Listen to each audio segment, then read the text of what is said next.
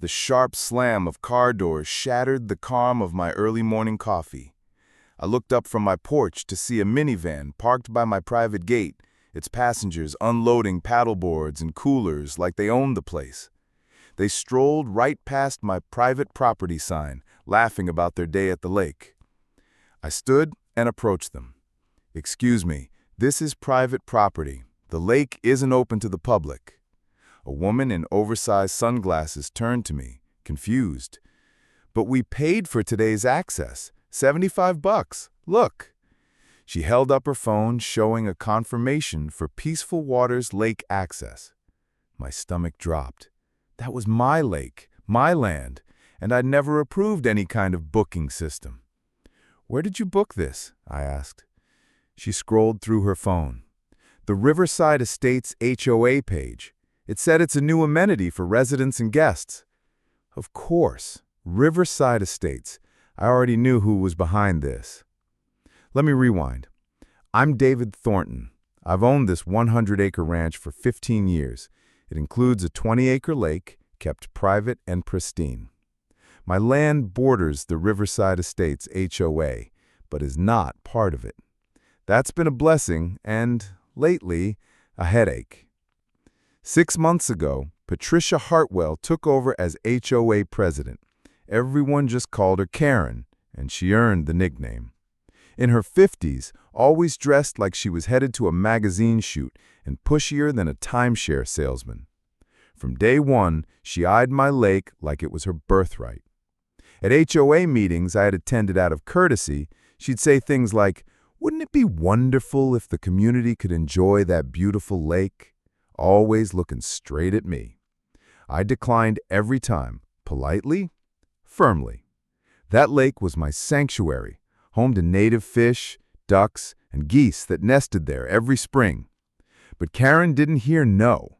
First came the letters urging me to open access, then unannounced visits with committee members. Each time, I said no. But listing it online without my permission, that was a whole new level. After apologizing to the family and sending them on their way, I fired up my laptop.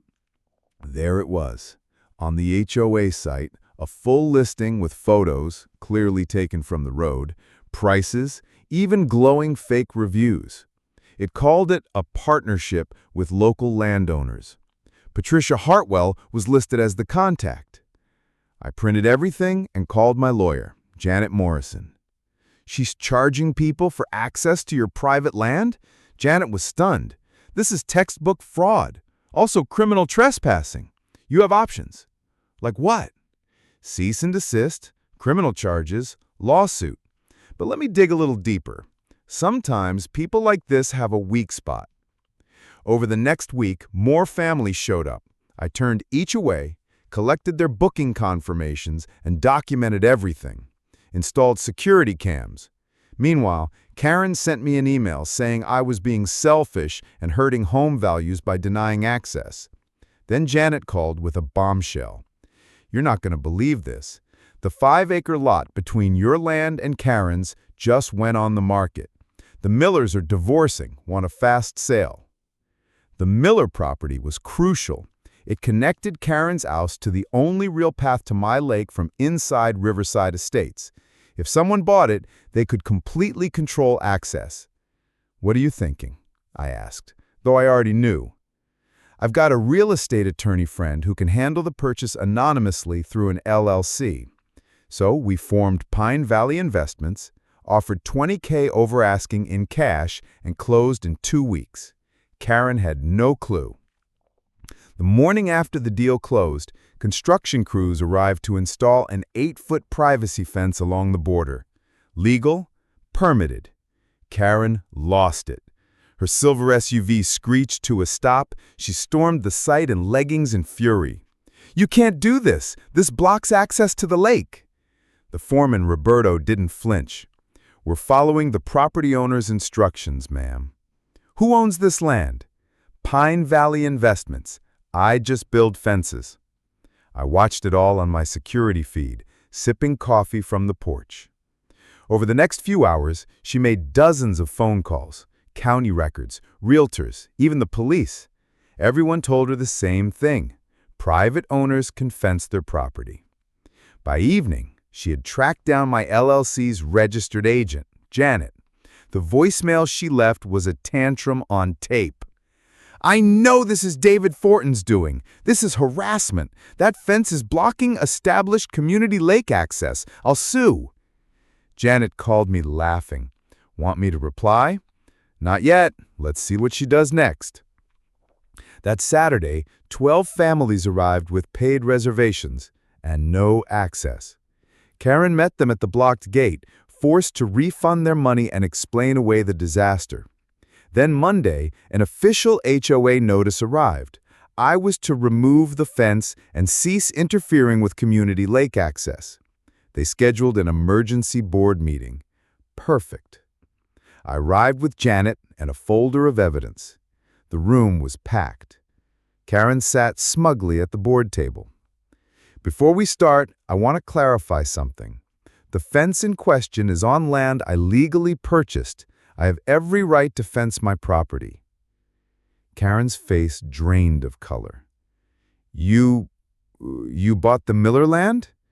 Through Pine Valley Investments, yes, legally.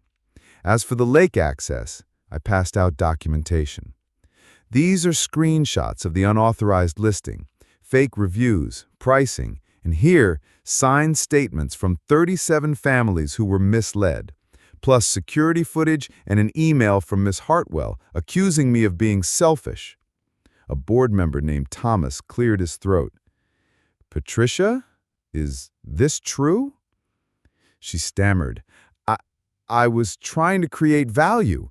The lake wasn't being used." "It's his private property. You charged people to access it without permission. That's fraud. Where did the money go?" The room fell silent. Another board member leaned forward. "Patricia, were the booking fees deposited into HOA accounts?" Karen squirmed. I was going to. I just hadn't." Janet stepped forward. "My client is prepared to press charges, but he's willing to consider alternatives if the board acts responsibly." Pandemonium broke out.